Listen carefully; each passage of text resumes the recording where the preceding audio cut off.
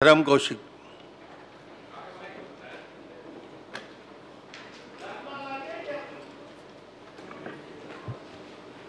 माननीय अध्यक्ष महोदय,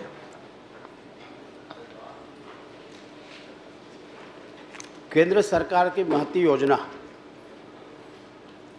कि नल जल के द्वारा स्वच्छ पेयजल की व्यवस्था उपलब्ध कराना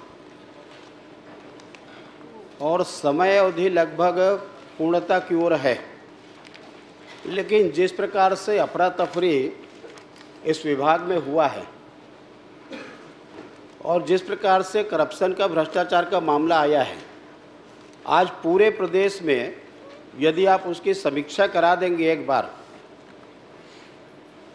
कि इसमें कितने गांव में अभी तक पानी पहुंचा है, कितने चालू है, कितने लोगों को पानी मिल रहा है, वास्तविक में पूर्ववर्ती सरकार के द्वारा इसको भ्रष्टाचार का अड्डा बना दिया और आज छत्तीसगढ़ की जनता उसको भुगत रही है। माननीय अध्यक्ष महोदय, मैं मंत्री जी से, उप मुख्यमंत्री जी से ये जानना चाहता हूं कि जब इन पैनल किया गया ठेकेदारों को और इन पैनल करने के बाद में उनके साथ में जो अनुबंध इलेक्ट्रो क्लोनीरेटर ये जो खरीदने के लिए जो अनुबंध किया गया, तो क्या उसमें किसी फर्म या संस्था का नाम पहले उसमें निर्धारित किया गया था कि कहाँ से उसकी खरीदी होनी चाहिए, उसकी रेट क्या होनी चाहिए, उसका मार्का क्या होनी चाहिए, और क्या उसमें बाद में तब्दीली होते चली गई? ये पहले मैं आपसे जानना चाहता हूँ।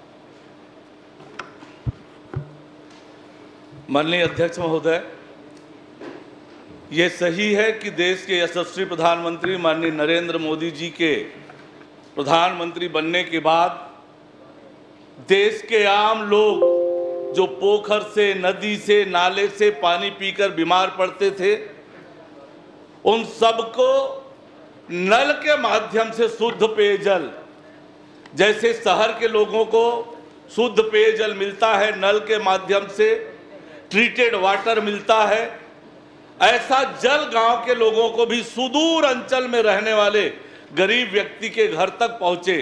इसके लिए जल जीवन मिशन योजना उन्होंने प्रारंभ की। ये सही है कि ये बहुत विस्तृत और योजना बनाई गई जल जीवन मिशन के नाम से। भारत सरकार ने विस्तार से इसकी गाइडलाइन जारी की और देश भर में इसे लेकर अच्छा काम हुआ, पर हमारे प्रदेश की स्थिति आप सबके सामने है। माननीय वरिष्ठ सदस्य ने जो प्रश्न किया है, विस्तार से एक एक बातों का उत्तर हमने दिया है। प्रदेश में कुल 883 फर्म संस्थाओं का इम्पेनलमेंट किया गया है। जिला जल एवं स्वच्छता मिशन होता है, जिसके कलेक्टर अध्यक्ष होते हैं। हमारा एग्जीक्यूटिव इंजीनियर पीएचई का सदस्य सचिव होता है। 11 सामान्यतः वरिष्ठ अधिकारी उस कमेटी में होते हैं। उनके देख रेख में ये सारा काम जिले के अंदर का होता है। जिला स्वच्छ जल एवं स्वच्छता मिशन द्वारा 687 फर्म संस्थाओं का इम्पेनलमेंट किया गया और मिशन कार्यालय के द्वारा 196 फर्म और संस्थाओं का इम्पेनलमेंट किया गया है।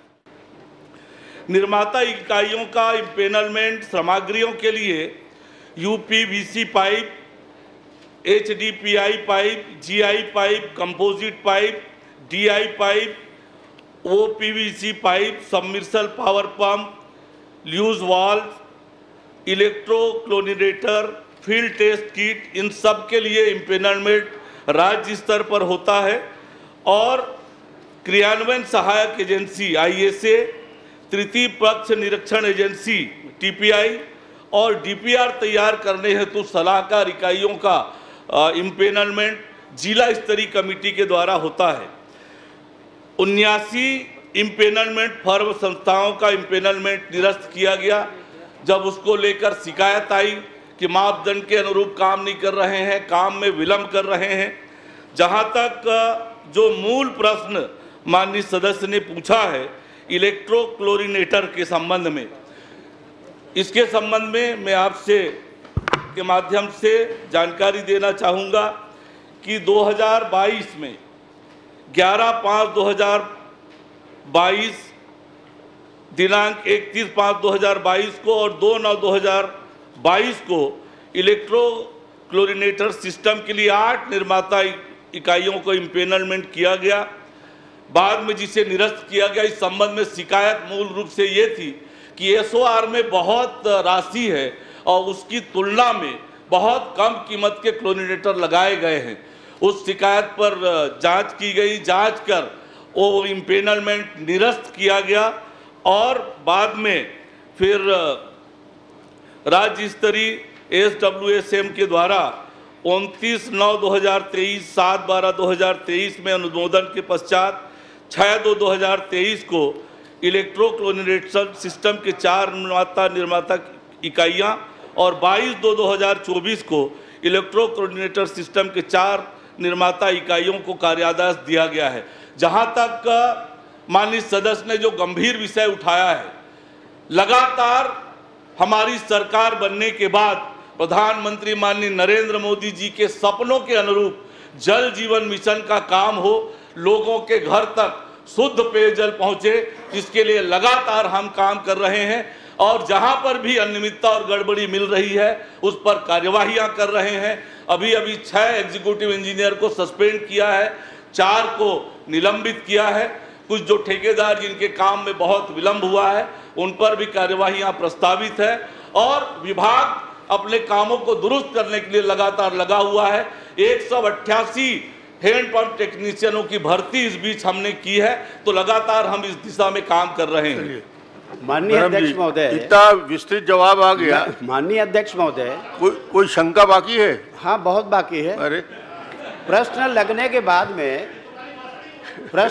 के बाद में 6 को अभी आपने सस्पेंड किया, उसके पहले 3 को आपने सस्पेंड किया था, 9 तो हो गया है और इसके हाँ निलंबित मतलब सस्पेंड किया था, टर्मिनेट नहीं किया था। तो मैं माननीय मंत्री जी से ये जानना चाहता हूँ कि ये जो खरीदने के लिए इलेक्ट्रोक्लोरिनेटर जो अनुबंध किया गया और जो बार बार उसमें बदली की गई, इसको आपने स्वीकार किया है। पहले ISI मार्का का उन्होंने कहा कि आप खरीद लीजिए, खरीदने के बाद में लगा दिए, लगाने के बाद में 6 लोगों को आपने उसमें सूचीबद्ध किया गया है। जब आपने सूचीबद्ध किया और सूचीबद्ध करने के बाद में फिर उसके हिसाब से खरीदी हुई, तो बाद में इसको निरस्त क्यों करना पड़ा है? तो बाद में निरस्त करना पड़ा, इसका मतलब यह है कि अधिकारी के क्या कंट्रोल में नहीं थे, यह अधिकारी जानबूझ करके इसको उलझाना चाह रहे थे, और उलझाना चाह रहे थे तो ऐसे अधिकारी के विरुद्ध में खिलाफ में आप क्या कार्रवाई करेंगे? अध्यक्ष महोदय, ये इलेक्ट्रॉनिक मूल प्रश्न इलेक्ट्रॉनिक प्लांट थोड़ी है। चलिए, पहले प्रश्न तो आ जाए, जवाब आ रहा है। माननीय अध्यक्ष महोदय, जैसे मैंने बताया कि जल जीवन मिशन का काम जो भारत सरकार की गाइडलाइन है उसके आधार पर होता है। क्लोरिनेटर के लिए SOR में स्पेसिफिकेशन दिया हुआ है और उस स्पेसिफिकेशन के अनुरूप जो लगाए गए क्लोरिनेटर है वो नहीं पाए गए और इसलिए उनका इम्पेनलमेंट निरस्त किया गया, नया इम्पेनलमेंट किया गया है। और इस पूरी योजना में खरीदी जो सामग्री की है वो ठेकेदार के माध्यम से होता है। हमारी जो एजेंसियां हैं वो जांच करती हैं और उसके आधार पर ये कार्यवाहियां होती है। मैं अभी भी बोल रहा हूं कि जहां पर भी गड़बड़ी पाई जाएगी कठोर कार्यवाही होगी। प्रधानमंत्री माननीय नरेंद्र मोदी जी के सपनों के अनुरूप जल जीवन मिशन का क्रियान्वयन होगा। चलिए, बहुत बढ़िया। कठोर कार्रवाई तब करेंगे जब जांच होगी। आपने निर्धारित किया एजेंसी को, ये 4 जगह से आप खरीदी करेंगे, आपने रेट तय कर दिया, तय करने के बाद में आखिर बदलना क्यों पड़ा? बात तो यही है ना। और जब बदलना पड़ा है तो उसमें जांच की बात आ रही है, उसकी जांच क्यों नहीं कराना चाह रहे हैं?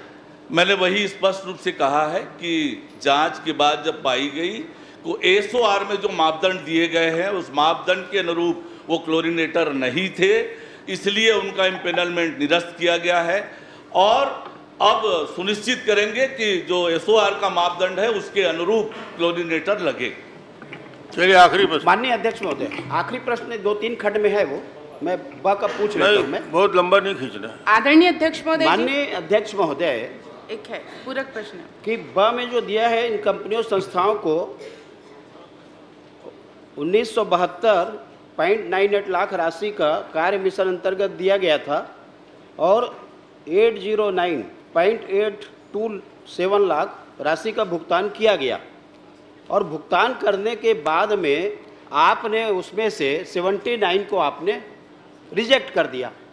तो जो रिजेक्ट किया और ये जो राशि दी गई है और राशि देने के बाद में आज उसकी अद्यतन क्या स्थिति है कि उन लोगों से जो राशि दी गई है उस राशि की आप वसूली किए हैं, उनके ऊपर में आप FIR कराए हैं, उनके खिलाफ में अपराध पंजीबद्ध किए हैं या उसमें क्या करने वाले हैं, इसको थोड़ा सा स्पष्ट करें आप।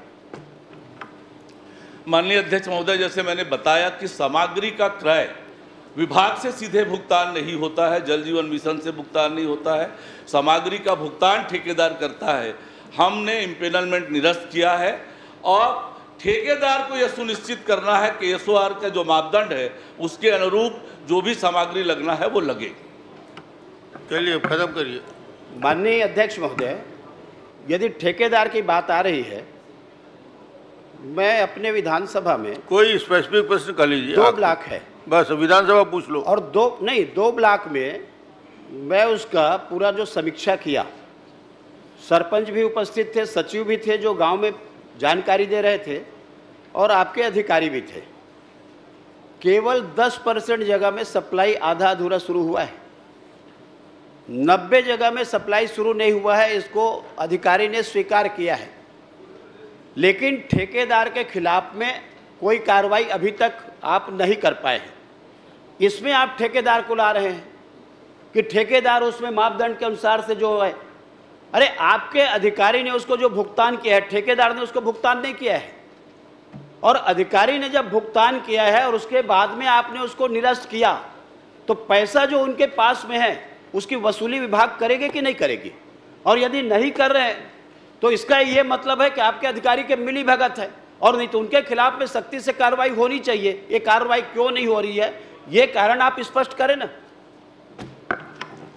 माननीय अध्यक्ष महोदय, जैसे मैंने कहा कि जो सामग्री सप्लाई होती है, जो इक्विपमेंट लगते हैं, वो ठेकेदार और निर्माता इकाई जो पंजीकृत है उससे वो खरीदते हैं। और जो माननीय सदस्य ने अपने क्षेत्र की बात कही कि अनेक स्थानों पर पानी नहीं आ रहा है, हम उसकी जांच भी करने वाले हैं और जहां पर पानी नहीं आ रही है उसकी क्या दिक्कत है, क्यों जल नहीं आ रहा है नलों में, ये हमारे ध्यान में है और इसके लिए हम पूरा सख्ती से काम कर रहे हैं। चलिए आपके पूरे विधानसभा की जांच करा लेंगे। आदरणीय अध्यक्ष महोदय जी, मंत्री जी ने कह दिया, आदरणीय आप लिख के दे दीजिए, पूरी जांच हो जाएगी। मैं तो केवल मंत्री जी से इतना आग्रह करना चाहता नहीं, हूँ बोल दिए ना कि बार बार जो गड़बड़ियाँ आई है वो आप उसको स्वीकार कर रहे हैं कर लिए और चलिए स्वीकार करने के बाद में आप कोई कमेटी बना करके एक नंबर खोल कर आग दी, हमारे 20 नंबर आपने नहीं करे। कमेटी बना करके उसकी जांच करा दीजिए। ये बड़ा मामला है, प्रदेश का मामला है, एक अवरोध विधानसभा का लगे मामला 20 नहीं नंबर में, इससे है। और करोड़ों रुपया का मामला है, तो करोड़ों रुपया का मामला है, इसमें आप कोई कमेटी बना करके उसकी जांच करा दीजिए। चलिए आदरणीय अध्यक्ष महोदय जी, कवासी लकमा जी। आदरणीय अध्यक्ष महोदय जी, मेरा क्वेश्चन लगा हुआ है और मैं इसी में अध्यक्ष, बस मेरे को एक सवाल का जवाब आगे दीजिए आएगा अध्यक्ष तो महोदय जी। देखेंगे। अध्यक्ष महोदय जी, मेरा नंबर नहीं आएगा, ये तो बढ़ गए हम। क्षेत्र से जुड़ा हुआ है अध्यक्ष महोदय जी मेरा आपके क्वेश्चन, आज्ञा हो तो माननीय मंत्री जी, इसलिए मैं भी पूछ रही हूँ। ये जब जल जीवन मिशन इस प्रदेश में लॉन्च हुआ तो आपकी सरकार थी इधर, जो अभी बोल रहे हैं, और बंगले में कितना कैसे लेन देन हुआ था, करोड़ों रुपए का, कहाँ के गधे गंवार लोग ठेकेदार बन के सब गए हैं इसमें। आदरणीय अध्यक्ष और महोदय उनके जी, कारण ही पूरा जल जीवन मिशन कोलैप्स पोजीशन में है। आप सिर्फ बिलासपुर की बात नहीं कह रहा हूँ, इस सदन में बैठे हुए 90 विधानसभा क्षेत्र में ये योजना दम तोड़ रही है। उसमें दम देने का काम आपसे निवेदन है कि आप करिए। करोड़ों रुपए की लागत है, अगर उसमें थोड़ा और पैसा दे करके उसको लागू हो जाए तो गांव-गांव में हम लोग जाते हैं, दौरे में बोलते हैं, सुझाव अच्छा है। हम लोग क्या करेंगे? हम लोग क्या कर सकते हैं बताइए। आदरणीय इतना बड़ा अध्यक्ष जल महोदय जीवन जी। मिशन आप सरकार की तरफ से संज्ञान लीजिए, चलिए। इसमें भयंकर आदरणीय अध्यक्ष भ्रष्टाचार महोदय हो जी। चुका है। हो गया। पिछली राम जी। सरकार में जल जीवन मिशन में खुलेआम भ्रष्टाचार हुआ था, उसके कारण कई लोग मंत्री का भी पावर कम करना पड़ा और दुनिया भर की बातें हुई हैं। तो आप बोलिए, आप यहाँ डिफेंस बिल्कुल मत करिए, क्योंकि आपका मामला नहीं है। आपको आगामी दिनों में जनता को जल देने का काम करना है, वो आप करने के लिए सदन को आश्वस्त करिए और हर विधानसभा के योजनाओं को रिव्यू करिए। चलिए। आदरणीय अध्यक्ष महोदय जी। माननीय अध्यक्ष महोदय, वरिष्ठ सदस्य के भावनाओं से मैं सहमत हूं बहुत अच्छा। और निश्चित रूप से उनके भावनाओं के अनुरूप हमारी सरकार काम करेगी। चलिए संगीता जी, आखिरी एक प्रश्न। आदरणीय अध्यक्ष महोदय आप जी, एक मैंने छोटा- भी जल जीवन मिशन में जानकारी चाहिए थी और उसका आ गया है जानकारी। अध्यक्ष महोदय जी, मेरे संज्ञान में जो आया है इन्होंने दिया है मंत्री जी ने, तो इसमें अध्यक्ष महोदय जी कई कार्य ऐसे हैं जो अभी अपूर्ण है, कहीं टेस्टिंग होके छोड़ दिया गया है, कहीं पे कार्य चालू ही नहीं हुआ है और यहाँ पे शुरू से लेके नीचे तक अध्यक्ष महोदय पूर्ण लिखाया हुआ है। अक्कलवारा मेरा गांव है अध्यक्ष महोदय जी, गुरूर ब्लॉक में। अक्कलवारा में अभी तक कार्य शुरू नहीं हुआ है और इसमें लिखा हुआ है पूर्ण। तो मैं माननीय अध्यक्ष महोदय जी आपसे निवेदन करती हूँ कि मुझे मंत्री जी ये बताएं कि पूर्णता की परिभाषा क्या होता है। आप पूर्ण किसको बोलते हैं? आप मेरे को बस परिभाषा चाहिए आपसे। अमृतकाल मिशन है दादा हो। हाँ, ये चलिए। 8 महीना का अमृतकाल ही है। माननीय अध्यक्ष महोदय जी, एक गांव ऐसा है वहां सिर्फ 15 दिन चालू हुआ है नल, उसके बाद बंद कर दिया गया। खर्रा गांव का है अध्यक्ष महोदय जी। साथ में बगदई में टेस्टिंग हुआ है, उसके बाद कार्य बंद कर दिया गया। ऐसे बहुत सारे विधानसभा मेरे पूरे आपको लिस्ट भी दे दूंगी जहां पे सिर्फ 15 दिन चला है, वहां बंद कर दिया गया है। आप लिस्ट और दे जहां दीजिए। पे आप लिस्ट दे दीजिए। जी आप लिस्ट दे दीजिए, बताइए। जी, तो आप बस मेरा निवेदन है कि आप जल्दी से जल्द उसे पूर्णता और पूर्णता चलिए, का परिभाषा अगर दे दें पूर्ण तो बहुत कब अच्छी करेंगे बात बता है। दीजिए। का अर्थ बता दीजिए। देखिए, पूर्णता जैसे का मैंने परिभाषा। चलिए। अपनी सरकार की मंशा पहले प्रश्न के उत्तर में मैंने बहुत स्पष्ट किया है। जब से विष्णुदेव साय जी के नेतृत्व में सरकार बनी है, जल जीवन मिशन के काम को व्यवस्थित करने के लिए पूरी ताकत से जुटे हुए हैं और जो योजना का उद्देश्य है उसको पूरा करने में पूरी ताकत से लगे हैं और निश्चित रूप से उसके अनुरूप वो काम होगा। ठीक है। कवासी जी।